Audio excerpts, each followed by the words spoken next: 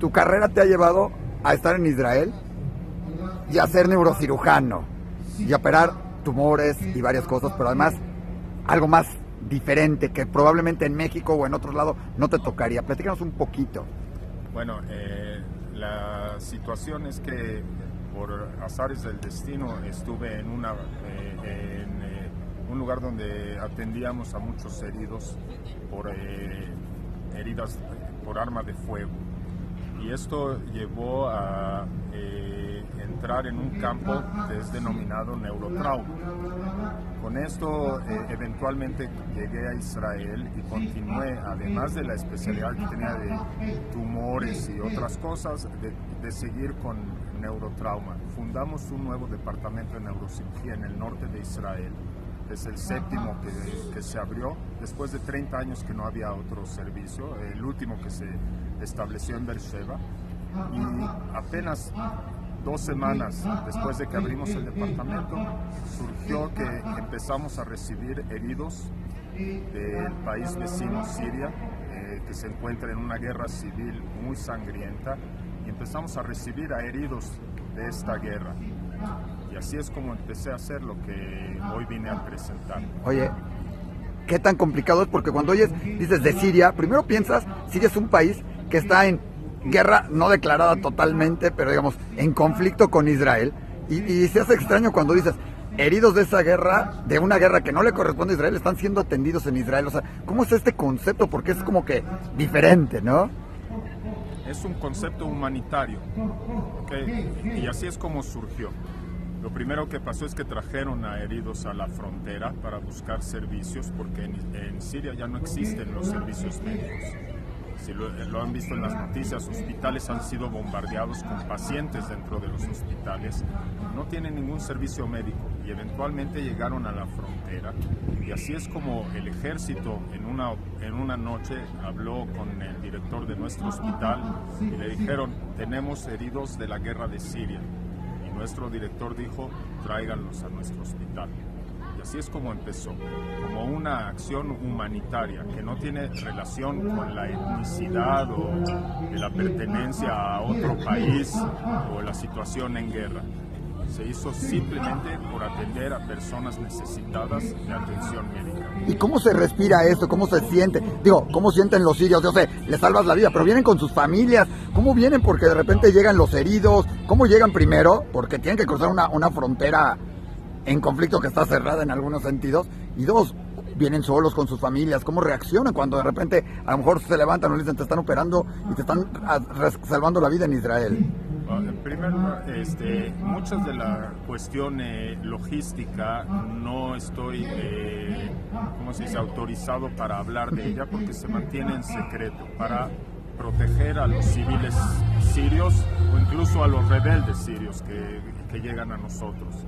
Inicialmente fueron heridos nada más de guerra, eran combatientes.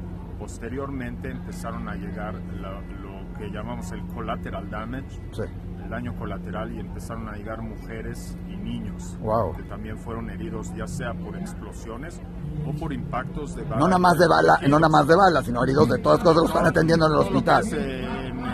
Sí, en el hospital atendemos heridos de todas partes del cuerpo de la guerra, y muchas veces inclusive hemos entrado a quirófano con 2 equipos, cirujanos generales en el abdomen del paciente y el equipo de neurocirujanos atendiendo la cabeza del paciente.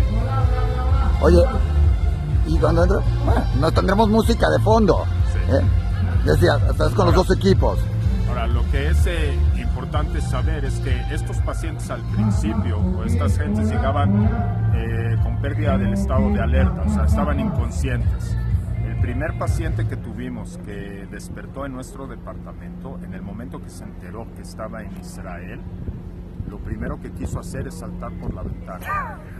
¿Por qué? Porque tenía mucho miedo de que lo íbamos a torturar y eventualmente lo íbamos a acribillar o a matar.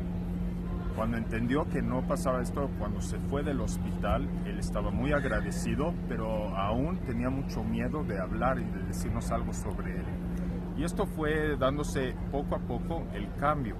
Hoy en día, las gentes llegan a Israel a atenderse, conscientes o inconscientes, felices de haber llegado a Israel, porque saben que el tratamiento que van a recibir es de la más alta calidad que se puede otorgar, sin hacer distinción que vienen de Siria.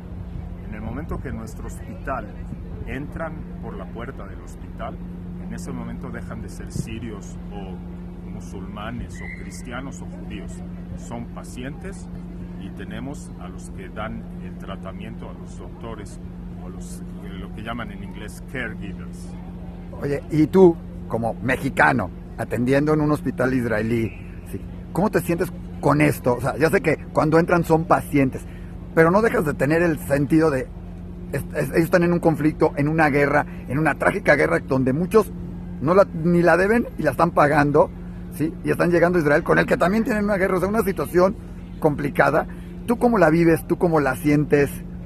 ¿Qué dices de todo esto? Mira, es un poco diferente con respecto a mis compatriotas israelíes, ¿sí? Porque yo nunca he estado envuelto en un conflicto bélico. Al principio tenía yo mucho miedo que el hecho de que los pacientes llegaban y que muchos de los trabajadores que estaban conmigo tuvieron familiares o amigos que perdieron la vida en luchas con Siria, en las guerras con Siria, yo pensé que iba a haber que los iban a tratar no de la misma manera que cualquier otro herido. Y la cosa es completamente opuesta.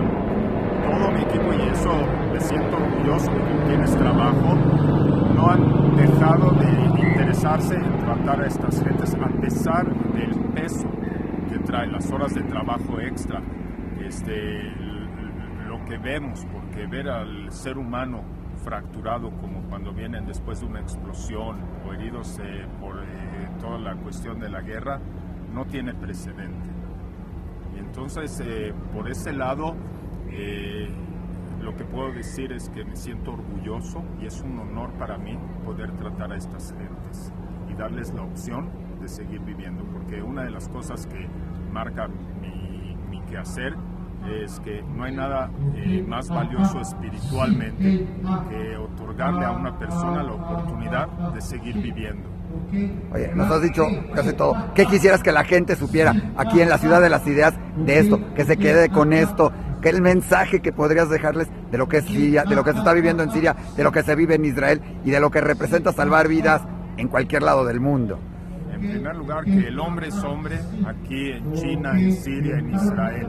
Y lo más importante, que es un llamado a toda la comunidad internacional, que hagamos lo que sea necesario para parar esta masacre, para pedir que nuestros dirigentes y los líderes del mundo libre hagan todo lo posible por parar este conflicto. Pues muchísimas gracias a mí. Bienvenido de nuevo a México. Gracias. ¿Qué se siente estar acá? Es un honor, un orgullo estar aquí. Ya fuiste por tus chilaquiles, enchiladas. Y chiles rellenos también. Magnífico. Pues bienvenido y gracias por estar en la Ciudad de las Ideas. Gracias.